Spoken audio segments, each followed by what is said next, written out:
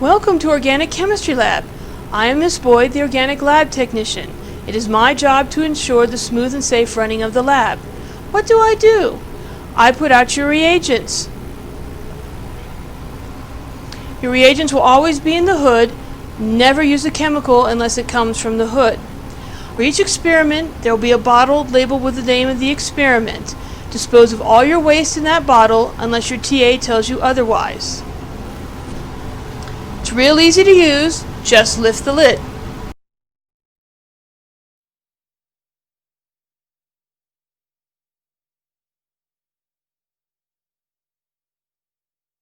I maintain your instruments. In the back corner, you'll find an IR, printer, computer, and GC. When you need to use them, I'll make sure they're set up. When something goes wrong with them, and trust me, something will go wrong, please do not try and fix them yourself, but come get me.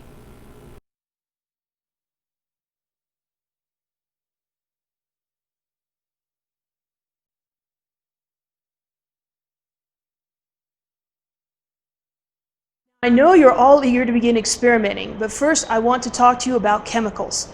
Chemicals all around us, all the time. You can't escape them. Chemicals have no free will, which means they must always act as nature dictates. So if they are toxic, corrosive, or just plain irritating, and they come into contact with you, they will hurt you. They have no choice. You, on the other hand, have free will, which means you can take steps to make sure that you are not harmed by chemicals. There are 4 main routes by which chemicals can cause injury: injection, inhalation, ingestion, and absorption. Injection occurs when your skin is pierced or cut by a needle or a sharp edge such as broken glass. This allows the chemical to enter your tissues or your blood. Be careful handling syringes, pipettes, and when you're washing glassware. Ingestion occurs when chemicals enter your mouth and move to your stomach. Now, our gastrointestinal system is designed to efficiently spread chemicals throughout our bodies, so this will happen to any chemical you consume in the lab, and now your organs are vulnerable to attack. For this reason, there is no eating, drinking, or chewing gum in the lab. Inhalation. Inhalation occurs when chemicals enter the body through the nose and mouth and go to the lungs. Every time you open a chemical container, whether it is a solid or liquid, you release chemical particles into the air. To help limit your exposure, please follow this protocol when weighing out reagents. Take the bottle from the hood to the balance. Weigh out only what you need. If you have excess, see if anyone else can use it. If not, then dispose of it in the waste bottle. Do not discard excess reagent in the sink or in the trash unless your TA says it is okay. Never put excess reagent back in the bottle. Return the bottle to the hood. Absorption occurs whenever you spill a chemical on your skin. Your skin is generally a good barrier, but some of the reagents you will use will eat right through it, resulting in a rash or chemical burn. For this reason, we recommend that you wear gloves in the lab.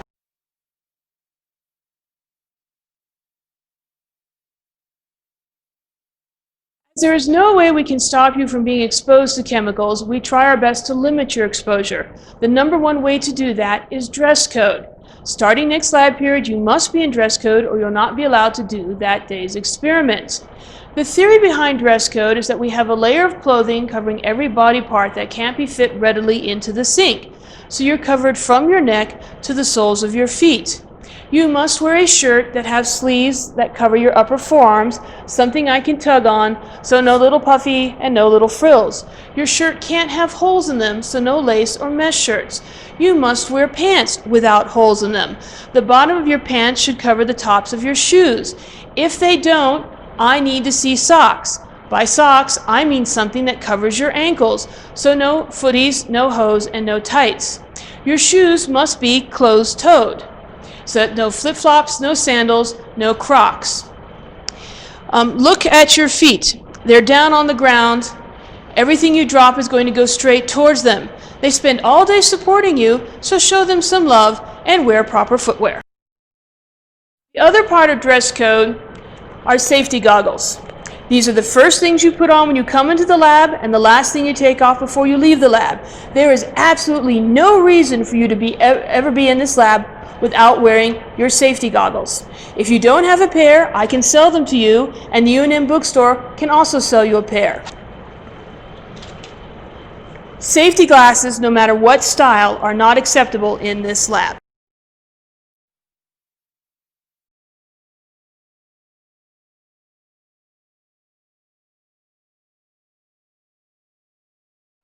I'm sure from now on, when you wake up in the morning on lab day, your first thought's going to be, all right, today I get to do organic chemistry, so I better get in dress code. But you may forget.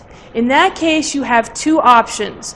Option number one, you can store a change of clothing, shirt, shoes, socks, and pants in your drawer. It's fine by me. All you're limited by is drawer space. Two, I can sell you safety gear. For inappropriate footwear, I can sell you these plastic baggies in the shape of feet. If you come to lab wearing shorts, I can sell you these Tyvek pants. And if today is a day that you absolutely positively must wear your bathing suit in lab, I can sell you this Tyvek suit. A word of warning though, Tyvek is not well ventilated, so you will sweat a lot. The choice is yours, but you will be in dress code.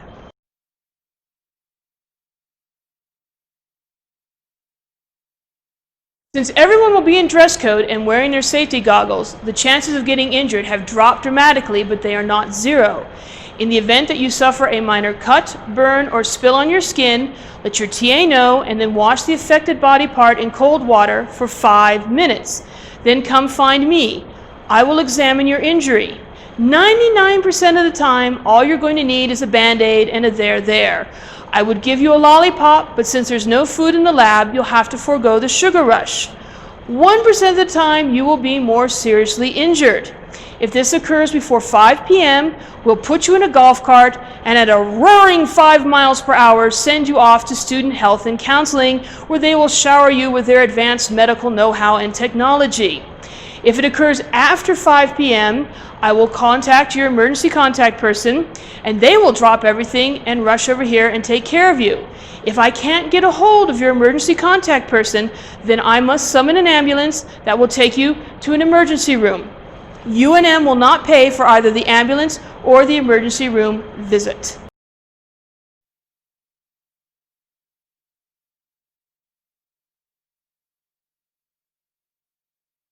Since everyone's going to be in dress code and wearing their goggles the entire time they're in the lab, no one should get anything in your eye. But if this does occur, let your TA know and then move to the nearest eye wash station.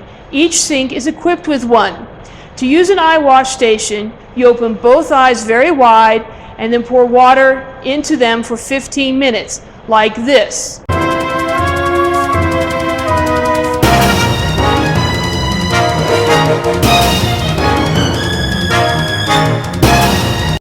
Now, I've had to use an eye wash station twice in my professional life, so I speak from experience when I tell you it is a choice slice of hell to use an eye wash station.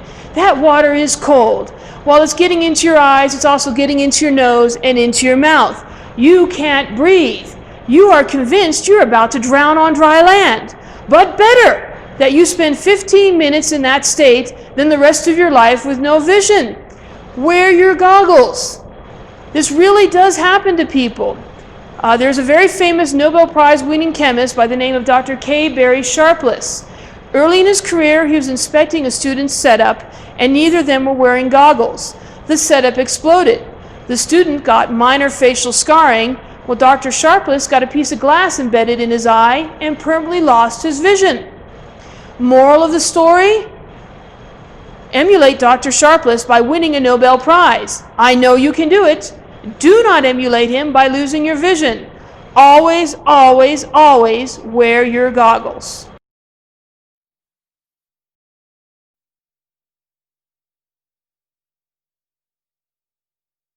If you spill a large quantity of chemical on yourself and you decide how much is large, you need to let your TA know and then move to the safety shower as soon as possible.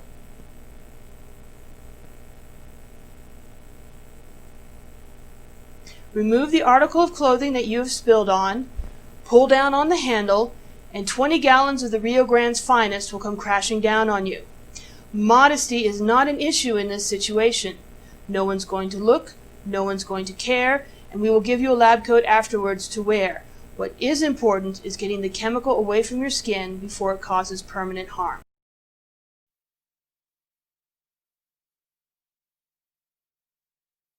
The more you know about the reagent you are working with, the safer you will be. We expect you to note if the chemicals you are working with have the following hazardous properties in your notebook.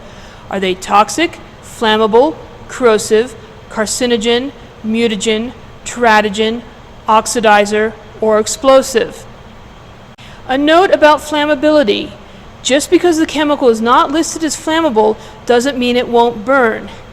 Everything burns under the right conditions.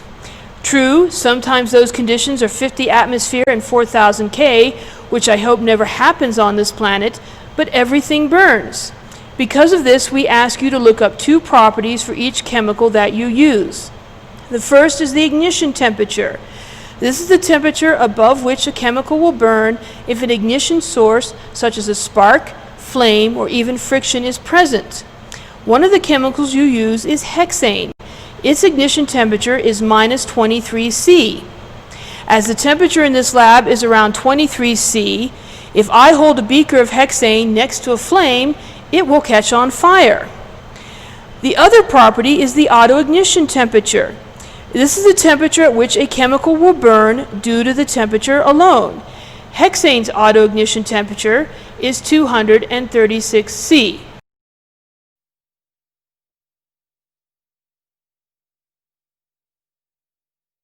Now, obviously, if the temperature in the lab shot up to 236 C, we'd all be dead, so who cares that our hexane is catching on fire? The reason we have you look this up is that your hot plate can reach a temperature of 500 C. This means if you fill a beaker with hexane, put it on your hot plate, and crank the knob to 10, in a few minutes, you're going to have a fireball. And then you get to spend a very long time explaining to me how this happened. In your lab manual, we tell you what temperature to set the hot plate at. Never change it without discussing it with your TA first. They will know whether or not it is safe to do so. Trying to get out of lab faster by heating at a higher temperature will only lead to disaster.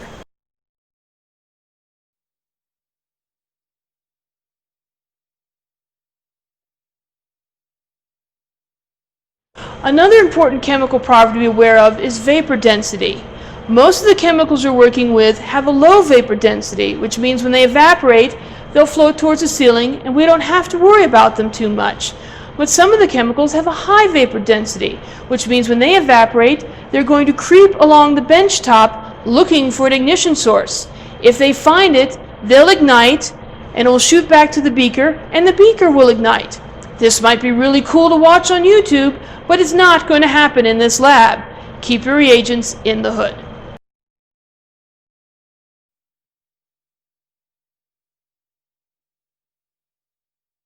Some important lab rules. You never enter the lab unless your TA is present and says it is okay to enter.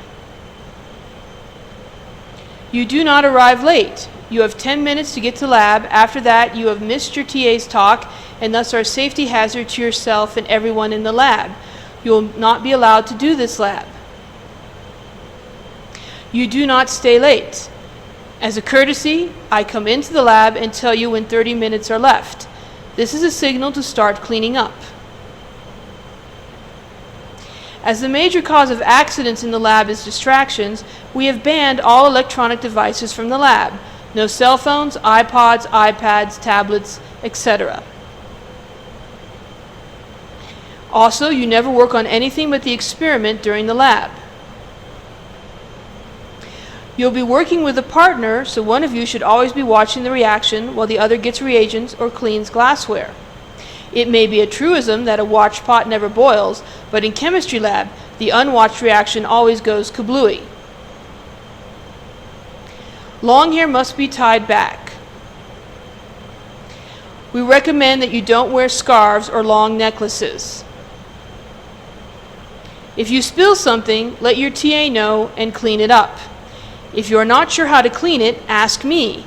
I will be glad to help you. Even if the spill evaporates, residue will be left that can harm someone. In the spring of 2011, I had to send 3 students to student health with second-degree chemical burns because someone had spilled an acid in the waste hood and didn't clean it up properly. When the students went to dispose of their waste, they laid their forearms down on the spill residue and were burned. Please clean up all spills.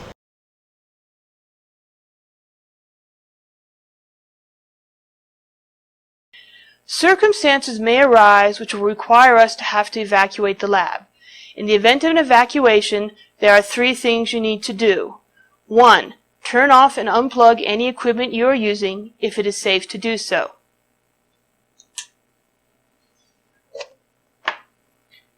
2. Grab your keys. Car keys, house keys, keys to your heart, whatever keys you need to function in your daily life, because once we leave this building, I cannot let you back in until the safety people say it is okay, and that can take a long time. So if you forget something, you're out of luck. 3, you need to grab your stuff and exit the lab in a rapid but safe manner. If you're on the first floor, you need to exit this door, turn left, go down the corridor, and head to the tree in the parking lot over there, from now on known as the safety tree.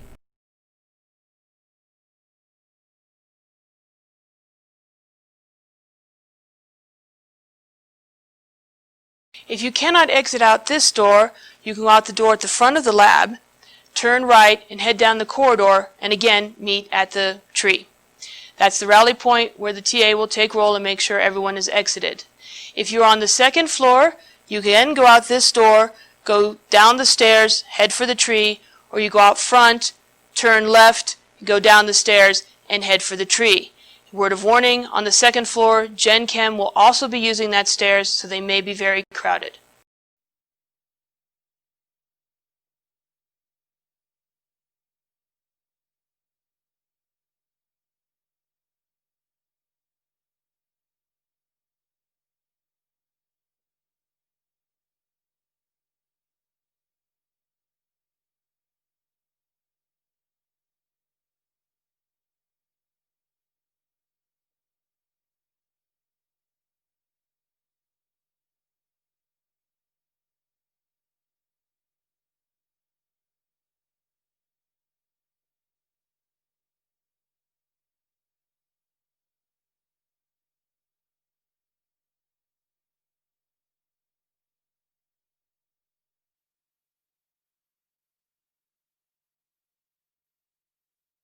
Once you have your drawer assignment and have written down the combination, you need to make sure that everything on your drawer sheet, front and back, is in your drawer and in good condition. If you're not sure about something, ask your TA or bring it to me. Check your thermometer. Make sure all the liquid is down at the bottom. Examine your rubber policeman and see if it has any cracks. And be sure to check the filters in your Hirsch funnel and Luer tip to see that they're in good condition.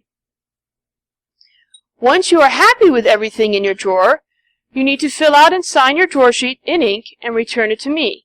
I must have your signed drawer sheet before you leave lab today.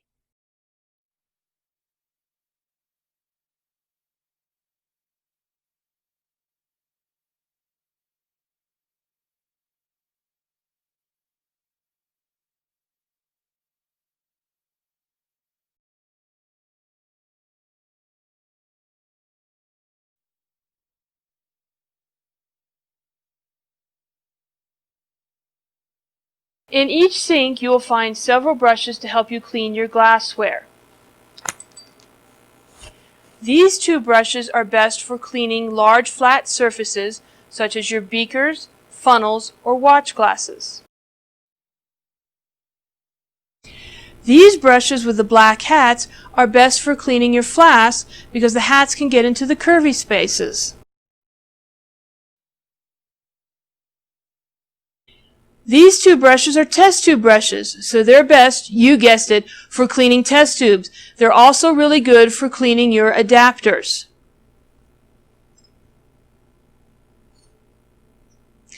Finally, we have this brush, the needle nose brush.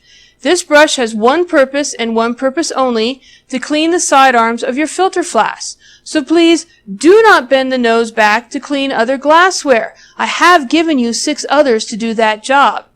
If you bend the nose back, you will destroy the brush, and then I have to buy a new one. The money comes from course fees. Before you know it, the course fees will increase, and it'll cost $1 million to take this class. I know you don't want to happen, so please use brushes appropriately.